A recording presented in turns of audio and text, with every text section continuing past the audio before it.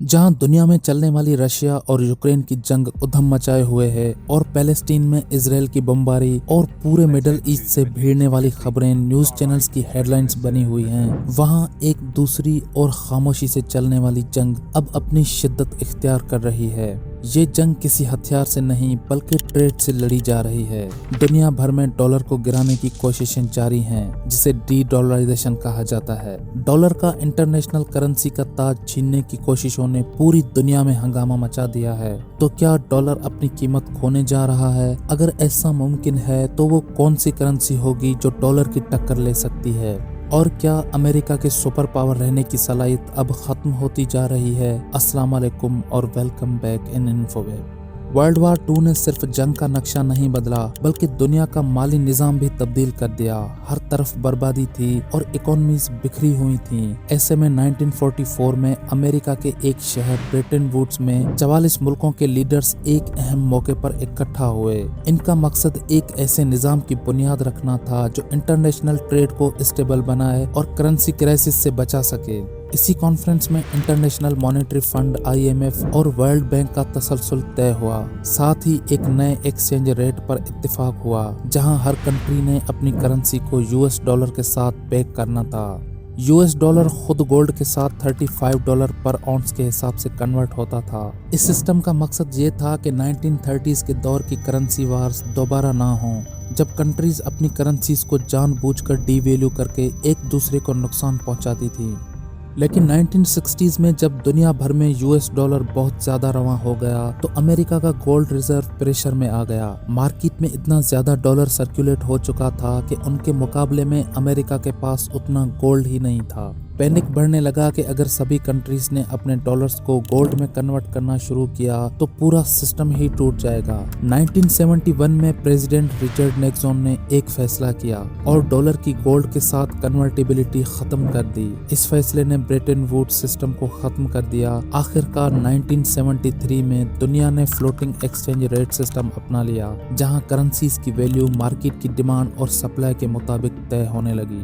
Second world war के बाद से डॉलर ने अपने आप को सिर्फ एक करेंसी नहीं बल्कि दुनिया की सबसे अहम ज़राए तबादला मीडियम ऑफ एक्सचेंज के रूप में पेश किया। हर बड़ी माशी ताकत, हर बॉर्डर के पार होने वाली डील और हर ग्लोबल इन्वेस्टमेंट के पीछे अक्सर एक ही रंग का नोट होता था, हरा डॉलर। आज भी US डॉलर दुनिया की सबसे बड़ी ग्लोबल रिजर्व करेंसी है। इंटरनेशनल ट्रेड, खासकर ऑयल और कमोडिटीज का लेन देन ज्यादातर डॉलर में होता है। सऊदी अरेबिया जैसे कई मुल्क अब भी अपनी करेंसी को डॉलर के साथ पैक करते हैं। डॉलर की ताकत सिर्फ US इकोनॉमी की साइज पर नहीं बल्कि उसकी स्टेबिलिटी, ग्लोबल ट्रस्ट और जियोपॉलिटिकल इन्फ्लुएंस पर मबनी है। सबसे बढ़कर US ट्रेजरी बॉन्ड का वो बाजार जो करीबन $22.5 ट्रिलियन का है, इतना बड़ा और ट्रस्टेड मार्केट किसी और मुल्क के पास नहीं।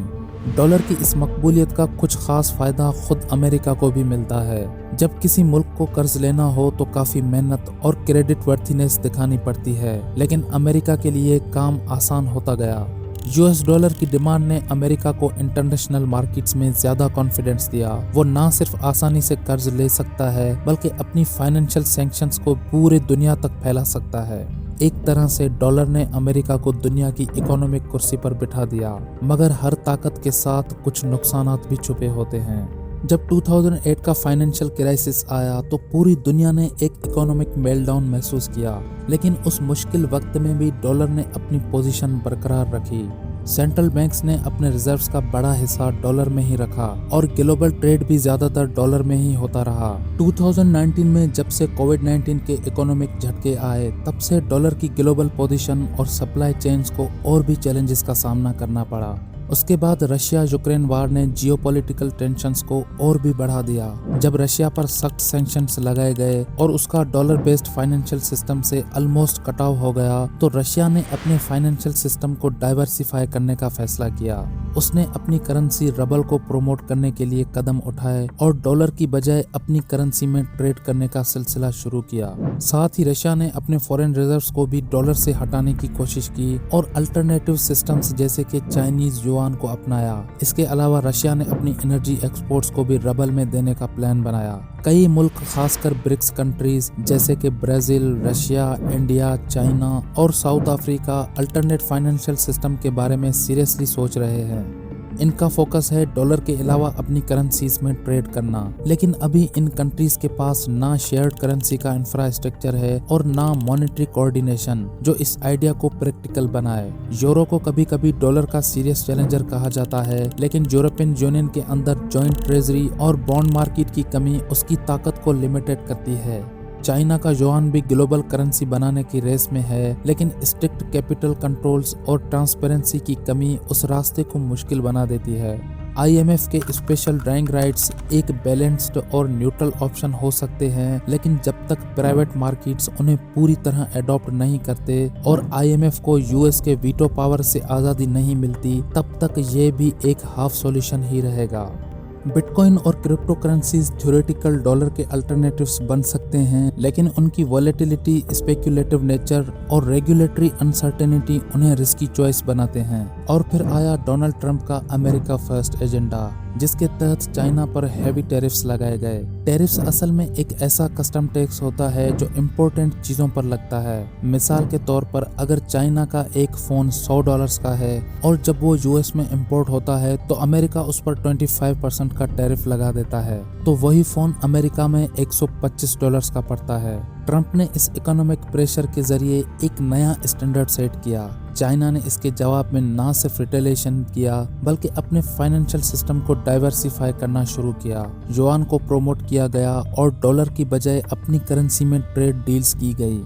ट्रंप के टैरिफ्स ने दुनिया को ये सोचने पर मजबूर कर दिया कि अगर डॉलर किसी भी वक्त एक पॉलिटिकल या इकोनॉमिक हथियार बन सकता है, तो क्या उस पर पूरा भरोसा करना ठीक है। और आज डी-डॉलराइजेशन सिर्फ एक थ्योरी नहीं, अब दुनिया भर में इस पर सीरियस कदम उठाए जा रहे हैं। आप क्या सोचते हैं, क्या डॉलर हमेशा दुनिया की डोमिनेंट करेंसी बना रहेगा या किसी और करेंसी के पास उसकी जगह लेने का चांस है? अपनी राय कमेंट सेक्शन में जरूर शेयर करें, वीडियो को लाइक करें और चैनल को सब्सक्राइब करना ना भूलें।